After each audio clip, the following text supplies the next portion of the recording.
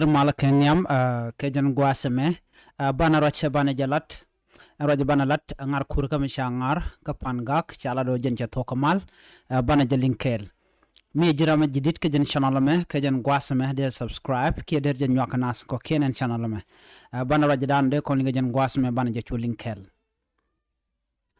shirkamen shalinga tay guasemi chala do shangar shaja ngar kapan gak ngar kur kashungni ngar mo ka shangkan wan ka pairo ron kina darawu di jendang ro ngwan shi bon dangro shi kan ngar re dwaran shal ka pangak ka kurshogni cara da kan bon dangro tin ngar ke tin ngar ka kurno mo mishal ka nil kana darap sha mush ko ngana mo sha jana darap ka kel kana bang ci darap she nil sha dak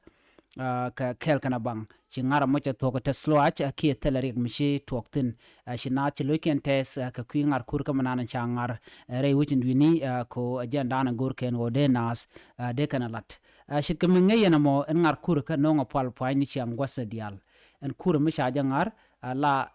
mudin jana long la janno nga shit ka pal point ke duptin kontin de ngar polo point de jangar ka je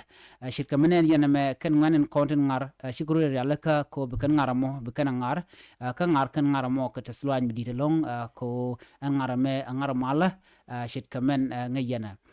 shi kan ngani kur ka ti shi kan ngar mo shi kan ngar la dor mi nyos kan ni mal kam ni ken sharo je mo cha jalat ci loy na te de long ka ngar dan sha ngar agenda ndi linga jen gwasme gorno jin bi jen wakana ko ken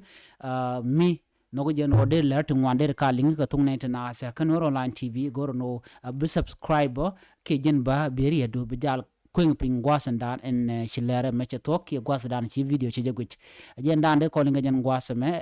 biata kamal bye bye